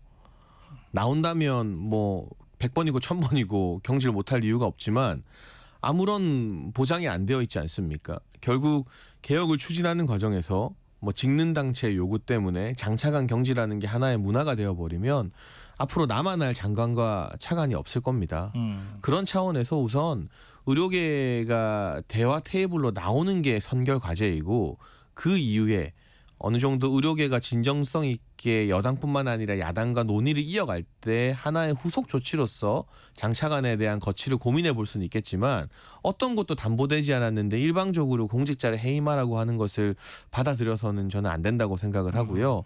뭐 26년도 의대 증원 유예 같은 경우도 지금 정부의 입장은 원점 재검토 논의지 무조건 0으로 하겠다는 건 아니거든요. 예. 그런데 정작 26년도 유예를 뭐 한다고 해도 의료계가 대화에 안 나오잖아요. 25년도 이제 2달 앞으로 수능 다가왔는데 이거부터 다 백지화하라고 하지 않습니까? 그러니까 협상이라는 것은 양측 중에 한쪽은 동의할 수 있는 걸 들고 나와야 협상이 되고 중재가 되는 거지 양쪽 다 동의가 안 되는 걸 들고 와서 협상하겠다 중재하겠다라고 하는 건 좀 공허한 보여주기에 지나지 않는 것 같습니다. 그리고 민주당이 의료개혁 관련해서 윤석열 대통령에게 고마워해야죠. 이건 민주당의 오랜 수건이고 아젠다였거든요. 문재인 정부에서 400명 증원하려다가 파업에 지금 뭐 돌이켜서 못하지 않았습니까? 그러면 진영을 떠나서 우리가 하려고 했는데 못한 걸 이렇게 뚝심하는 대통령에게 되는 방향으로 조언을 하고 충고를 하고 힘을 모아줘야지 이때다 싶어서 대통령 사과해라. 원점 재검토하자. 그러면 다음에는 할 수 있습니까? 이번이 아니면 영영 못하는 것이나 마찬가지이기 때문에 저도 다소간의 뭐 조정이나 재검토가 필요하다고 보지만 의료개혁이라던가 지방의사 확충의 이야기를 메시지를 많이 냈던 민주당이 지금 와서 이렇게 얼굴색을 싹 바꾸고 뭐 이 대통령을 비판하는 것은 글쎄요. 그 정치가 그런 거지만 좀 너무하다는 생각이 듭니다. 알겠습니다. 자, 지난 주말에 이재명 대표가 양산에 내려가서 문재인 전 대통령을 만났습니다. 그러면서 문명 연대가 다시 복원됐다는 얘기도 나오고 또는 국민의힘에서는 그걸 가지고 바로 문명 방탄이다 뭐 이렇게 또 비판도 합니다. 문재인 전 대통령과 그 가족들에 대한 사법 처리, 그러니까 사법 리스크, 이재명 대표가 갖고 있는 사법 리스크 전체적으로 어떻게 보십니까? 저는 두 분이 동상이몽이라고 생각을 하고요. 이재명 대표는 본인의 선거를 앞두고 문재인 전 대통령과 엮어서 진보 진영이 하나로 검찰과 사법부를 막 공격해 주길 바라는 것이고 문재인 전 대통령은 아니 이제까지 내가 어려움 겪을 때 가만히 있다가 자기 유죄 선고 나오기 직전이니 이제 와서 뭔가 이 힘을 합치자고 하는 모양새가 영 마음에는 안 들 거예요. 민주당에서 뭐 대책위원회나 특위를 만들었지만 진정성 있게 문재인 전 대통령을 위해서 싸워주겠다라는 결기나 어떤 추가적인 후속 조치는 보이지 않거든요. 네. 전직 대통령을 지키는 가장 좋은 방법은 전직 대통령과 함께 일하는 사람들 공천 많이 주는 겁니다. 그런데 총선 때 친문 문재인의 미음만 들어간 사람 다 잘라놓고 이제 와서 양산 가서 함께 싸우자고 하는 거는 문재인 전 대통령 입장에서는 마음이 편치 않겠죠. 그러니 일시적으로 같은 우산을 쓰지만 결국에는 친명과 친문 동상이몽이라고 보입니다. 네. 그래. 동상이몽이면은 오래 못 가낼 거다는 뜻입니까? 그렇죠. 뭐 이게 얼마나 진정성 있는 결합이나 연대가 되겠습니까? 저는 이재명 대표의 선고가 타이밍상 빠르거든요. 네. 그 문재인 전 대통령 같은 경우는 이제 수사가 막 시작되는 단계인 그렇죠. 거고 예. 이재명 대표는 11월쯤에는 1심 선고들이 나오지 않습니까? 그렇게 되면 소위 말하는 비명 친문 주자들이 이재명 대표의 사법 리스크를 뭐 부각하면서 당내 여러 틈을 만들기 위해서 노력하면 다시 또 갈라질 뭐 이미 사실은 하나가 되기는 좀 어려운 단계라고 보고 있습니다. 알겠습니다. 어느덧 시간이 다 돼서 마무리해야 되겠는데 제가 장해찬 전 최고위원이 나온다 그랬더니 꼭 물어봐 달라는 질문이 있어요. 네, 그 언제 복당하냐고. 네, 네. 지금 국민의힘 당적이 아니잖아요. 네, 저는 신청한 적도 이제 없고요. 무소속이죠. 네, 예. 네.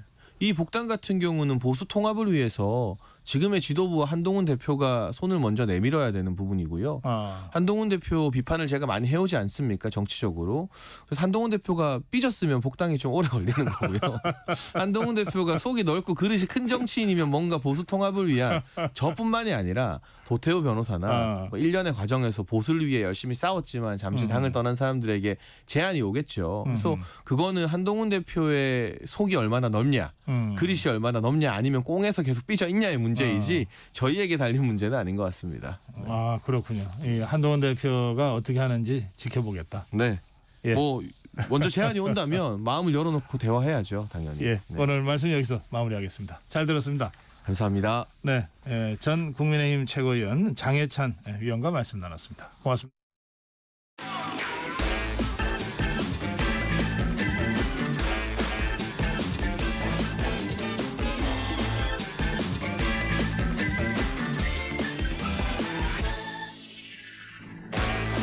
네, 한 번 더 뉴스입니다. 오늘은 경향신문 박순봉 기자와 함께하겠습니다. 박 기자 어서 오세요. 네, 안녕하세요.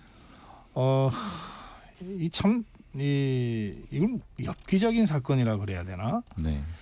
지난 7월에 은평에 있는 한 아파트 단지에서 30대 남성이 일본도를 휘둘러서 같은 아파트 단지에 사는 40대 남성을 살해했습니다. 사회적으로 굉장히 논란이 됐는데 그런데 그 범인 가해자의 아버지가 공익을 위한 범행이었다 이런 식의 댓글을 달아서 이게 더 커졌잖아요. 네, 추가적으로 논란이 되고 이 있는 상황 거죠. 좀 정리해 주세요. 일본도 살인 사건 이렇게 검색을 하면 관련 기사들이 많이 나오거든요. 네. 그 기사 댓글창에 이 가해자를 옹호하는 그런 댓글들이 다수 달려 있는 겁니다. 그러니까 예를 들어서 어떤 댓글이냐면 중국 스파이가 많아서 살해를 한 거다. 한반도 전쟁을 막은 살신성인 행위다.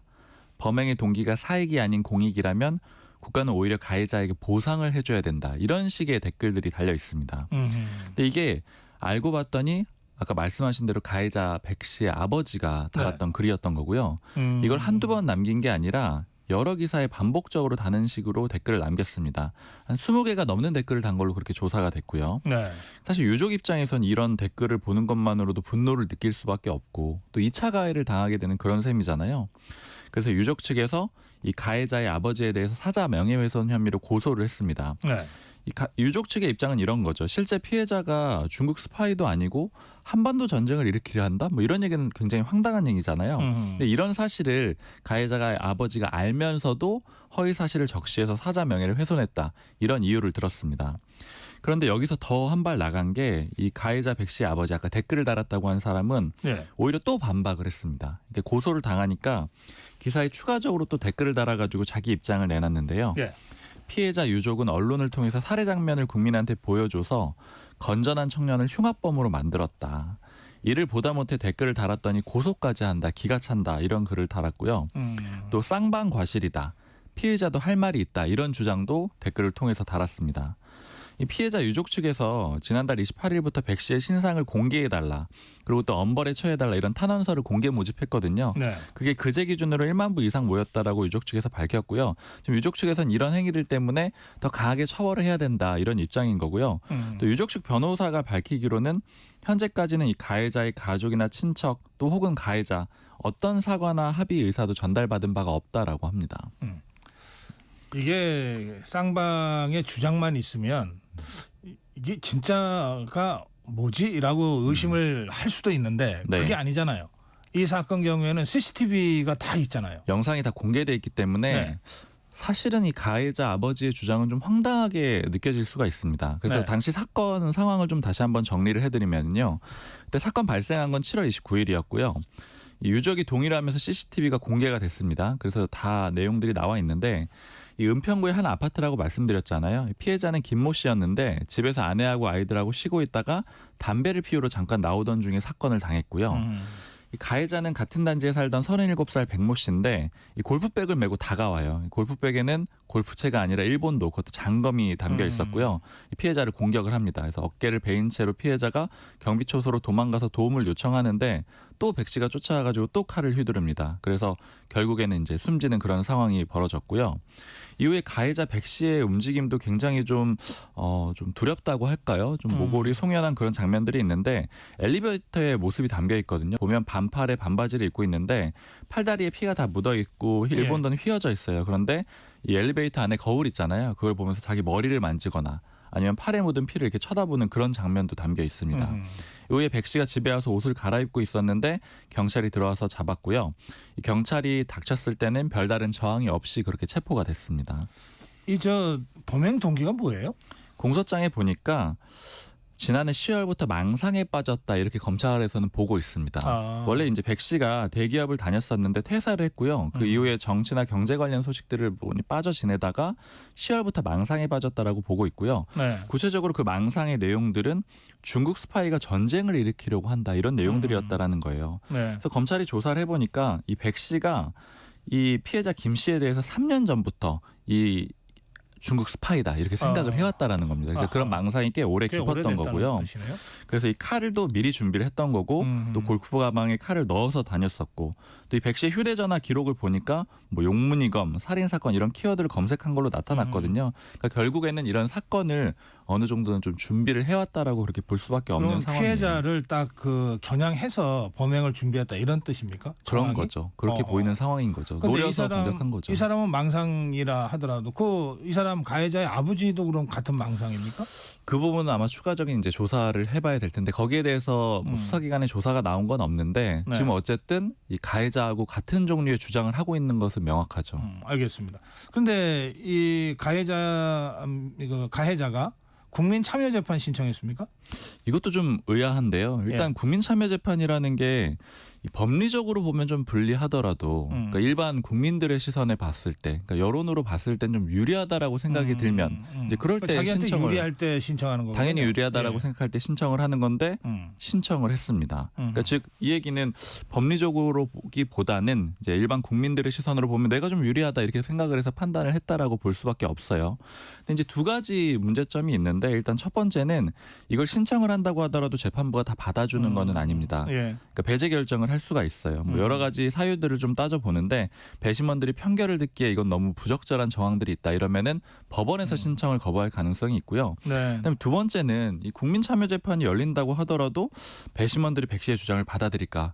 이건 좀 쉽지 않아 보입니다. 왜냐하면 살해 장면이 그대로 다 노출이 돼 있잖아요. 그리고 아무래도 그 주장 같은 것들이 중국 스파이, 전쟁을 일으키려고 한다 이런 것들로 봤을 때는 뭐 국민참여재판을 통한다고 하더라도 반전을 일으키긴 좀 어려워 보입니다. 네, 오늘 여기까지 듣겠습니다. 고맙습니다. 감사합니다. 경향신문 박순봉 기자였습니다.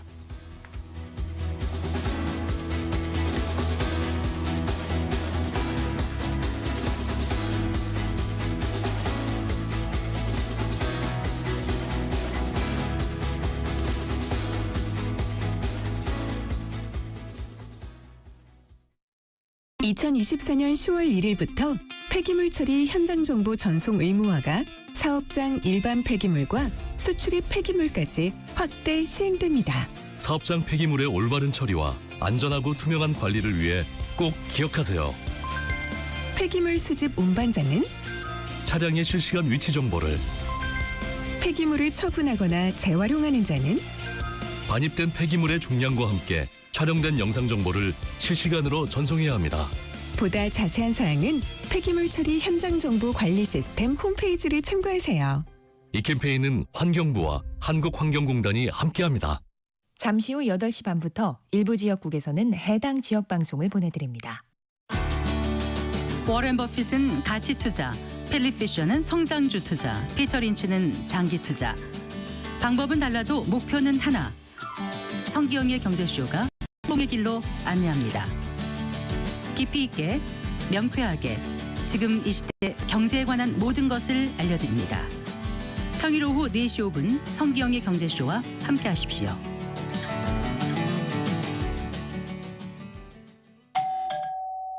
편지 왔습니다. 퇴근길 지친 당신에게 힘이 되는 뉴스를 전해드립니다. 매일 저녁 5시 5분 당신과 함께 읽는 세상 이야기 KBS 1라디오 뉴스레터 K. 지금 시각은 8시 30분입니다. KBS.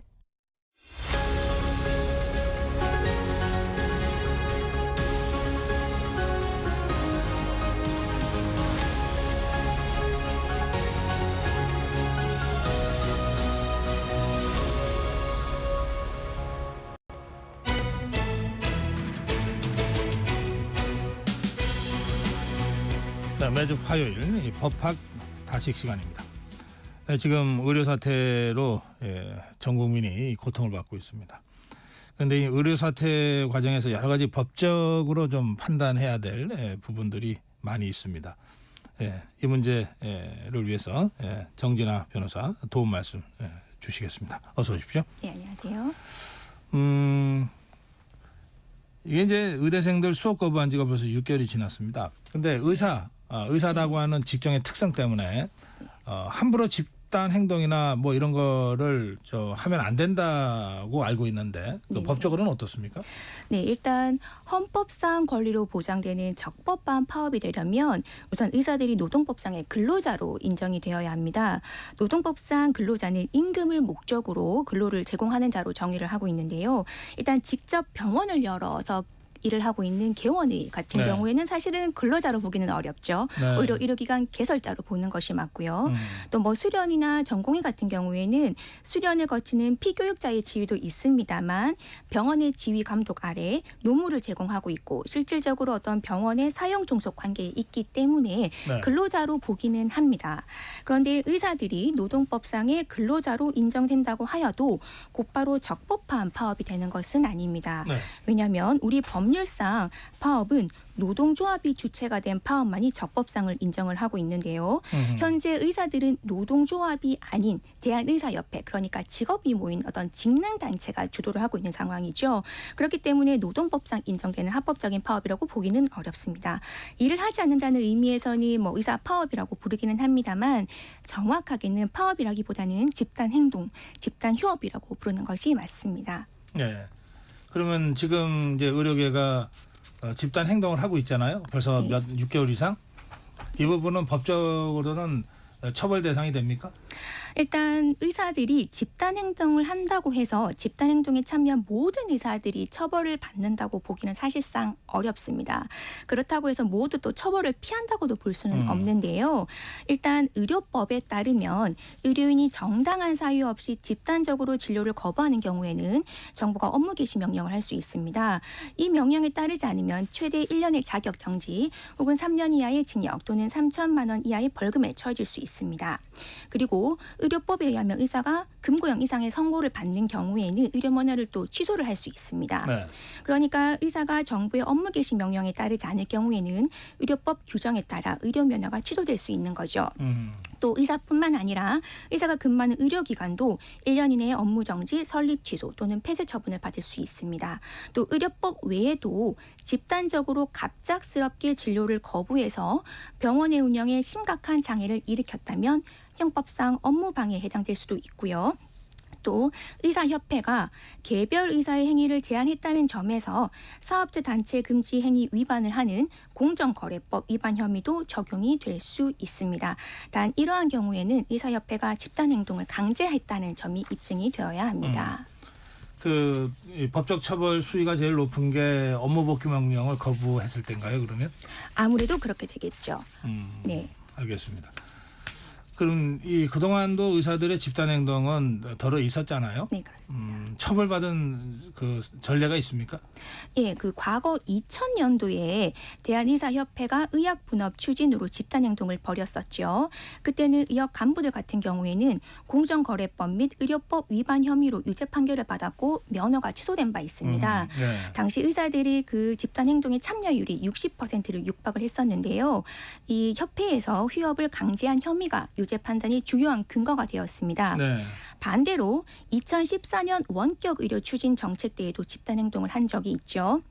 이때에는 의사들의 참여율이 약 한 20% 정도였기 때문에 의협의 강제성이 인정되지 않는다고 해서 무죄가 선고된 바 있습니다. 네, 그럼 지금 현재도 보건복지부에서 대한의사협회 간부들을 의료법 위반 및 형법상 업무방해 혐의 등으로 고발을 한 상태입니다. 주로 아무래도 의사협회 간부들이 처벌을 받았고 개개인의 의사까지는 처벌을 하지 않고는 있습니다. 하지만 이번에는 국가에서 강력한 처벌 가능성을 시사하고 있고 의료계의 불법 집단 행동을 신속하고 엄정하게 처리하는 지시가 있기 때문에 그의 결과는 한번 지켜보아야 할 듯합니다. 네. 자, 집단 행동을 하는 의사들에 대한 사법 처리는 이제 좀 시간이 걸리겠습니다. 네. 자, 근데 피해는 이미 입었잖아요, 우리 국민들이. 그리고 그렇죠. 지금도 입고 있고 네. 앞으로도 얼마나 더 피해를 입게 될지 모르는데 네. 이 국민들, 피해를 입은 국민들에 대한 구제 방법은 없습니까? 일단 의사들의 이런 집단 휴진 등으로 인해서 피해를 입은 경우에는 네. 의료기관과 의사를 상대로 손해배상을 청구를 가능은 할 것으로 보입니다. 네. 기존에 이미 예정되어 있었던 수술이나 진료 등이 의사의 집단 행동으로 인해 환자 동의 없이 일방적으로 변경되었다거나 지연되었다. 또 그로 인해서 손해가 발생하였다면 손해배상을 청구할 수 있습니다. 또 의사들의 어떤 집단 행동으로 인해 진료 거부 또는 지연이 환자들의 진료권을 침해하는 위법 행위로 인정되었다고 한다면 이 역시 손해배상을 청구를 할 수는 있을 것으로 보입니다. 이게 그냥 우리 국민이 피해를 입었다고 표현해서 그렇지 이 피해 중에는 이를테면 사망에 이르는 경우도 있고 네. 회복 불가능한 피해도 있을 수 있잖아요. 네네 그렇죠. 예, 그럴 경우에 민사상 손해배상 청구뿐만 아니라 형사적으로도 고소고발이 가능합니까? 형사적인 같은 경우에는 예를 들면은 업무상 과실치상이나 치사상이나 아니면 의료법 위반 등으로 고소를 한번 고려는 해볼 수는 있겠습니다만 네. 그것과 관련해서는 과실 여부나 그런 것들이 사실은 좀 더 따져봐야 입증을 해야 하는 부분이 있습니다. 알겠습니다.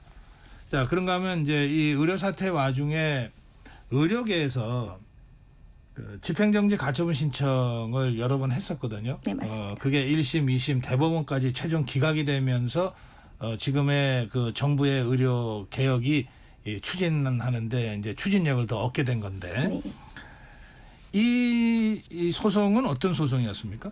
이것은 뭐냐면 의대생, 교수, 전공의 등이 의대 증원 발표 및 배정의 집행 자체를 정지를 하는 그런 신청을 한 것입니다. 네.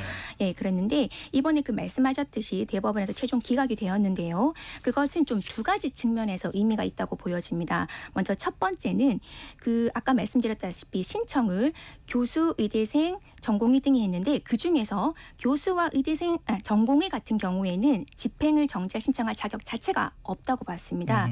왜냐하면 의대 정원의 경우에는 대학 차원에서 자체적으로 결정하는 것이 아니라 행정청이 각 대학의 신청 인원과 여러 사정을 고려해서 각 대학의 정원을 할당해 주는 방식으로 그렇죠. 결정이 되죠.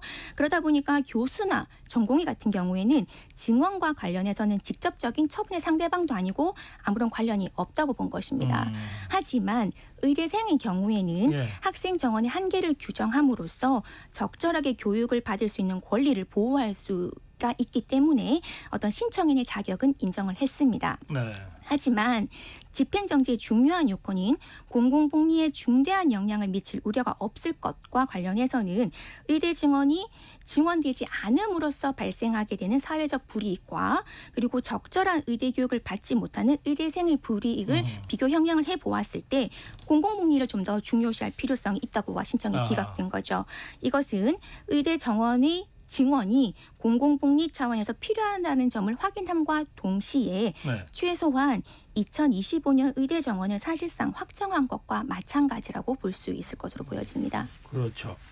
예, 의료계가 이 집행정지 신청을 했고 대법까지 가서 이게 최종 기각됐으니까 지금 의료계가 지금도 2025년 1,500명 가까이 정원을 늘린 것에 대해서 무효해달라라고 주장은 하고 있지만 법적으로는 이미 완결된 상태라고 볼 수밖에 없다. 사실상 설명이시군요. 자, 그런가 하면 이제 대한의사협회 의협입니다. 의협이 지난 5월에 정부의 집단 사직서 수리 금지 명령에 대해서 헌법소원 행정소송 제기했는데 그 결과는 나왔습니까? 네. 요것과 관련해서는 네. 일단 보건복지부에서 그 명령을 내린 지 한 3개월 후에 한 6월쯤에 네. 각 병원장에게 전공의 사직서 수리 금지 명령을 철회했습니다. 철회했군요. 예. 네네. 그리고 전공의 대상 진료 유지 및 업무 개시 명령도 해제를 했죠. 네. 아무래도 의료 현장의 상황과 여론 등을 감안한 것으로 보입니다. 그래서 사실은 전공의들이 제기한 이러한 것은 소송의 실익이 없어진 이런 상태입니다. 그러면 이거는 소송 자체가 진행이 안 되겠군요. 예, 뭐 신청한 사람들 신청을 취하하거나 아니면 취하를 하지 않는다면 법원에서는 각하를 하는 결정을 내릴 것 같습니다. 알겠습니다. 이 지금 응급실 이른바 이게 용어가 좀 그렇습니다만 뭐 하여튼 언론에서는 응급실 뺑뺑이라고 자꾸 얘기를 하는데 네네. 네, 그로 인해서 이제 응급실을 응급 환자가 제때 들어가지 못해서 여기 갔다가 저기 갔다가 막 이렇게 여러 응급실을 찾아다니다가 결국은 이제 큰 사고를 입게 되는 네. 네, 이런 경우인데요. 이제 이것 때문에 그 공중보건이라든지 군의관들을 응급실에 긴급 투입을 했잖아요. 네. 근데 이 과정에서 정확히 이런 경험이 별로 없어서 그랬는지 뭐 일부 철수한 사람들도 네, 생기고 맞습니다. 또 어떤 식으로 역할을 주는지에 대한 혼선이 좀 있었던 것 같은데 네네. 이것도 좀 정리가 빨리 필요하겠죠? 네, 그렇습니다. 아직까지 지금 그 부분은 정리가 되어 있지 않은 상태로 알고 있습니다. 네. 만약에 군의관이 투입이 됐어요. 네. 그런데 진료를 하다가 뭐 사소한 또는 큰 의료 사고가 났어요. 그럴 경우에 책임 소재 같은 것도 이게 상당히 심각한 문제가 될 수 있겠어요. 네, 그렇죠. 사실 공보위나 군의관이 신분상 국가가 책임져야 될 것인가 아니면 해당 병원이 책임져야 될 것인가에 대해서 네. 여부가 상당히 논란이 되고는 있습니다. 일단 보건복지부에 의하면 공보위나 군의관의 과실로 의료사고가 발생됐을 때는 배상 책임이 면제된다고 합니다. 이에 대해서 이미 배상 책임이 발생한 경우에는 네. 해당 의료기관에서 책임을 부담하도록 하는 배상 책임 동의서가 제출이 되었다고 합니다. 아, 그래요? 네, 그렇다면은 피해는 병원이 고스란히 다 져야 하는 것인가? 배상 책임을 다 져야 하는 거에 대해서는 의문이 있는데요. 일단은 병원의 의료사고 배상 부담을 완화하기 위해서 배상 책임을 담보하는 단체 보험에 가입을 하였고요.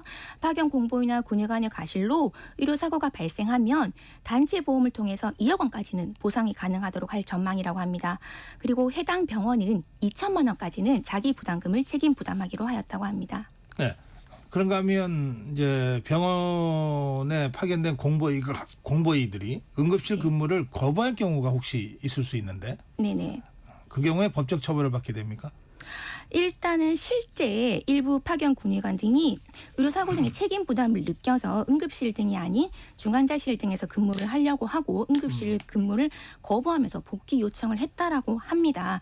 그리고 또 일부 병원에서도 역시 응급실 근무가 적합하지 않다고 군의관을 돌려보냈죠. 네. 여기와 관련해서 특히 응급실 근무 거부와 관련해서는 보건복지부에서는 군인 근무지 명령 위반에 따른 징계 조치 등을 뭐 국방부와 협의하겠다라고 했지만 군의관의 경우에는 네. 예. 국방부는 이와 같은 요청을 받지 않고 징계도 검토하고 있지 않다고 하면서 사실상 각 부처 간에 혼선을 빚고 있는 상황입니다. 알겠습니다. 짧게 마지막 질문 드려야 되겠네요. 지금 이제 의료계는 의료정원 백지화를 주장하고 있는데요. 네. 근데 이미 수시 접수가 시작됐잖아요. 그렇죠. 그렇게 되면 학생들의 피해가 또 예상이 되잖아요. 그렇죠. 이건 어떻게 돼? 사실상 이것은 백지화는 사실상 어려울 것으로 보입니다. 왜냐하면 네. 이미 말씀하셨다시피 수시도 진행이 되고 있고요. 또 새로운 또 배정을 하고자 한다면 협의회를 거치는 등 그런 물리적으로도 시간이 상당히 빠듯합니다. 네, 그렇기 때문에 좀 불가능한 어떤 그런 주장인 것으로 보여집니다. 예, 오늘 여기까지 듣겠습니다. 법학 다시 정진아 변호사였습니다. 고맙습니다. 감사합니다. 네, 지금 시각 전격 시사 듣고 계신 지금 시각은 8시 43분입니다. 이 시각 출근길 교통정보입니다. 출근길에 예상치 못한 정체를 만난다면 더 당황할 수밖에 없는데요. 지금 바로 평택 제천고속도로 상황이 그렇습니다. 평택 쪽으로 평택 고덕 부근에 사고가 있습니다. 2차로에서 화물차 관련 사고를 처리하고 있습니다. 송탄부터 여파를 크게 받고 있습니다. 경인고속도로는 서울 방향 부천에서 신월 쪽이고요. 오늘따라 정체가 더 심하다 싶으실 텐데요. 여기는 신월 여의 지하도로 사고 때문입니다. 지하도로 2차로에서 사고를 처리 중이라 이렇게 평소보다 더 많이 막히고 있습니다. 30분 이상 생각하셔야겠습니다. 올림픽대로 공항 쪽으로는 반포 부근에 사고가 나면서 암사대교부터 속도가 많이 떨어지고 있습니다. KBS 교통정보센터에서 이현입니다.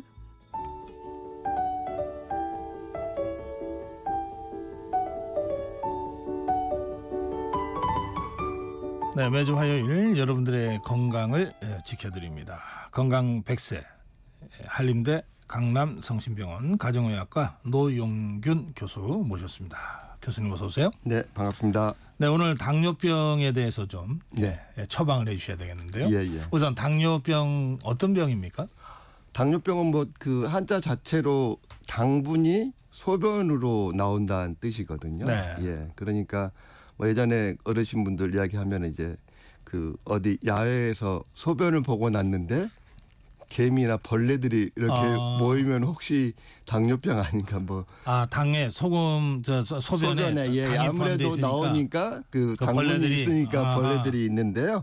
기본적으로 지금 한 전체 인구의 한 530만 명 정도가 당뇨병이 있으시다고 그러고요. 예. 그리고 노인분들의 한 30% 정도가 당뇨가 있는데 더 중요한 것은 당뇨병이 있는데 본인이 당뇨병인지를 인지를 못하는 그런 경우가 한 3분의 1 정도가 됩니다. 네. 예, 당뇨병이 있으면 어떻게 됩니까? 사람이? 예, 그래서 주로 이제 당뇨병은 아까 말씀드렸듯이 이제 소변에 당이 나오기도 하지만 보통 소변으로 당이 배출되려면 우리가 이제 혈액 검사로 하는 이제 그 혈당 검사를 보통 하지 않습니까? 예. 그러니까 180 이상인 경우에 이제 나오게 되는데 정확하게는 우리가 8시간 공복을 하고 그 혈당 검사를 했을 때 공복 혈당이 126 이상이면 당뇨라고 이야기들을 하거든요. 네. 그러니까 이제 만약에 소변으로 당이 나오면은 그 수치보다 한창 올라가게 되는 거죠. 그러니까 당이 우리 몸에 많은 겁니까? 필요 이상으로? 그렇죠. 그러니까 기본적으로 당뇨병은 혈당이죠. 우리 몸속에 있는 당분 성분이 우리의 이제 에너지원이죠. 우리가 이제 우리가 먹는 3대 영양소라고 하는 탄수화물, 단백질, 지방 보통 이제 탄수화물 한 60 내지 한 60% 정도를 하는데 그 탄수화물이 당분이고 그게 에너지원이거든요. 우리 몸에 자동차로 비유를 한다면 뭐 그 휘발유나 경유 역할을 하는 건데. 그럼 그게 많아서 뭐 특별히 나쁠 게 없을 것 같은데요. 그런데 에너지가 많은 건데 적정하게 돼야 되는 거죠. 예, 그 적정하게 유지를 해주는 호르몬이 인슐린입니다. 췌장에서 나오는 인슐린인데 이게 많이 들어오면 적정하게 쓰고 저장을 간이라든가 근육에 저장을 하고 있다가 나중에 우리가 저장을 하고 있다는 이야기는 그 나중에 식사를 못 하거나 공복이 오래될 수도 있지 않습니까? 그럼 우리 몸은 준비를 하고 있는 거죠. 예, 그때 빼서 쓰고. 빼서 써야 되는데 인슐린이 나오는 게 양이 부족하거나 아니면 나오더라도 작동을 못하면 그냥 저장을 못하고 혈액 속에 돌아다니게 되는 거죠. 그러면 쉽게 이야기하면 고지혈증도 그렇지만 혈당이 높으면 그 혈액이 그 맑은 혈액이어야 되는데 우리가 뭐 한 180, 200이 혈당이 높으면은 그러니까 좀 당분이 올라간 혈액이 있으면 그럼 피가 답니까? 조금 뭐 우리가 그 맡아서 이렇게 맛을 봐서 달 수도 있지만 혈당이 높아지면은 혈관에 이제 문제가 생기는 거죠. 예, 혈관에 문제가 생겨서 그게 이제 혈관을 망가뜨리면 이제 동맥경화가 생기면 여러 가지 문제들이 생길 수가 있는 알겠습니다. 겁니다. 네. 그러니까 당을 적정 수준으로 유지하기 위한 그 인슐린이 이 제대로 작동이 안 돼서 필요 이상으로 많아져서 여러 가지 부작용을 일으키는 게 당뇨병이다. 그러면 적정 수준보다도 당이 적은 경우도 있겠네요.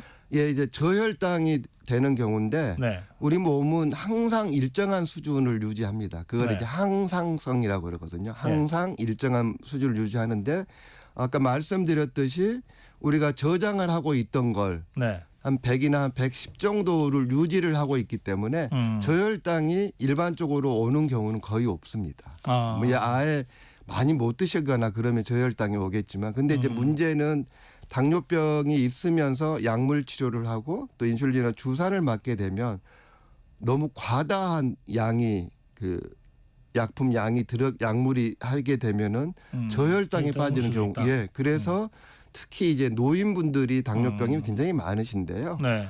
그러면 이제 굉장히 또 당뇨병이 있다고 그래서 철저하게 그 식사 조절하시고 운동 열심히 하시고 약도 드시는데 네.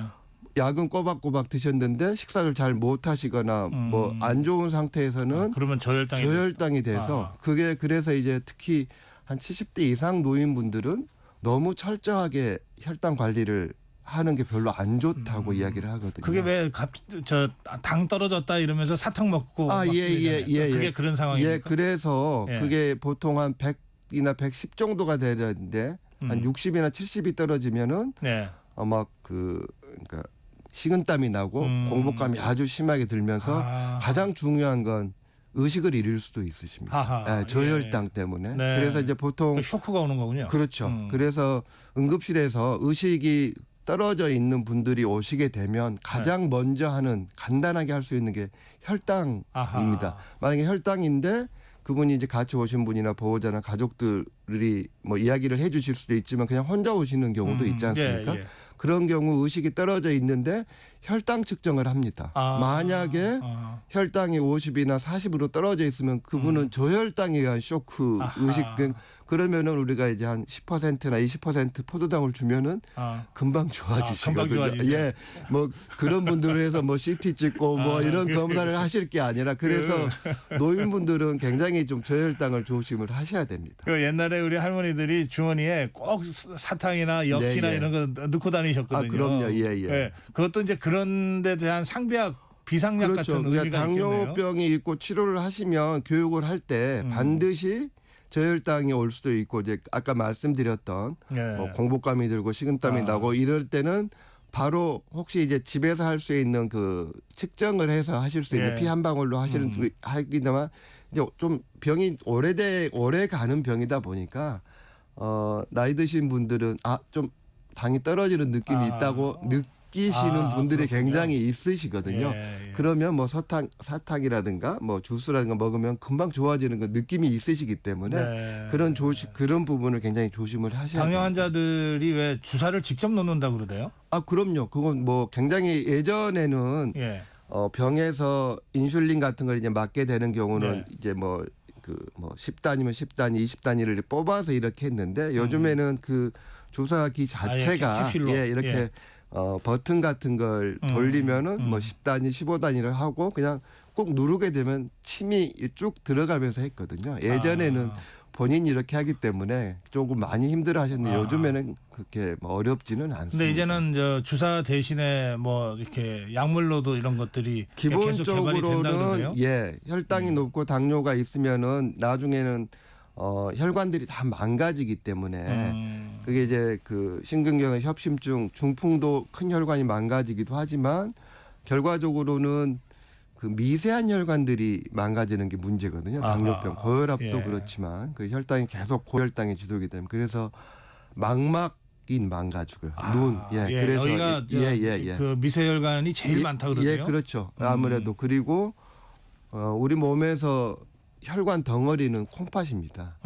한번 다 우리가 필터 역할을 해서 콩팥이 다 망가집니다. 그래서 만성 심부전이라고 그러죠. 그러니까 당뇨병에 의한 합병증이 가장 중요한 거가 그런 거죠. 그래서 나중에 우리가 그 심부전이 있으면은 혈액 투석을 해야 되고 그런 문제 때문에 우리가 치료를 해야 되고요. 그래 만병의 근원이 당뇨다 이런 그럴 수도 말씀들을 있습니다. 하시는군요. 그래서 근데 이게 나이 들면은 뭐가 자꾸 생깁니까? 당뇨가? 아무래도 당뇨가 생길 위험성이 높지만 그렇다고 나이가 90세, 100세가 된다고 해서 고혈압, 당뇨가 다 오지는 않고요.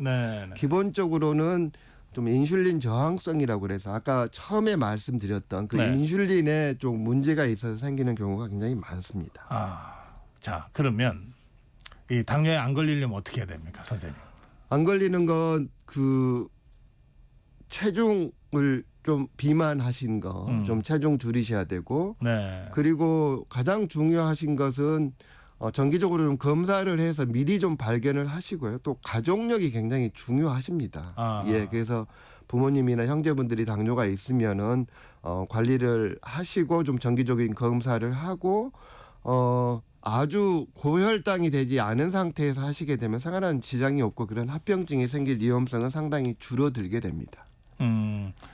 그 당뇨를 갖고 계신 분들은 보니까 이제 뭐 먹는 것도 굉장히 신경 쓰시던데요. 예. 그래서 이제 당뇨병을 치료를 하는 것은 크게 세 가지입니다. 네. 하나는 식사 조절하시는 거하고요. 네. 그다음에 운동을 하시는 거하고 네. 그렇게 했는데도 조절이 안 되면 이제 약을 쓰시게 되는데요. 그 쉽게 이야기를 하면 식사 조절은 내가 하루에 필요한 열량이 만약에 그냥 수치상으로 그냥 얼추 이야기하면 150이 100이라는 게 필요하다 그러면 우리가 예비적으로 드셔야 되고 100만 드셔서는 배고파서 힘드시거든요. 그러니까 한 130, 40, 140을 드지 않습니까? 그러면 먹는 양을 줄여서 그걸 한 1, 20을 낮추시는 거고요. 그다음에 이제 운동을 하셔서 들어와 있는 혈당을 써서 내보내는 그 칼로리를 소비를 해야 되는 그리고 또 운동의 효과는 이 근육 내에서 인슐린이 잘 작동하도록 하는 방법입니다. 그리고 그렇지 않고 했는데도 그러면 이제 일단 처음부터 인슐린 주사제를 쓰지는 않고 좀 이렇게 경구 약물을 이제 쓰시게 됩니다. 알겠습니다. 이 당뇨가 걸리면은 생활을 바꾸지 않으면 안 된다 이런 말씀도 그래서 하시더라고요. 가장 일반적으로는 예전에는 성인병이라고 이야기를 했는데요. 그리고 요즘에는 생활 습관병이라고 그럽니다. 근데 이걸 암도 조기에 발견하면 완치 그럼요. 없잖아요. 그러면 당뇨도 조기에 발견하면 완치가 되는 겁니까? 완치는 안타깝게도 완치는 되지 않고요. 좀 조절을 해야 되는 아까 말씀드렸던 그런 인슐린의 문제라든가 내가 어떤 대사의 문제가 생기기 때문에 꾸준하게 관리를 하셔야 되는 병입니다. 그럼 아직 당이 안 오신 분들은 절대 못 오도록 해야 되시고. 그렇죠. 오면 하여튼 이거는 완치는 안 된다.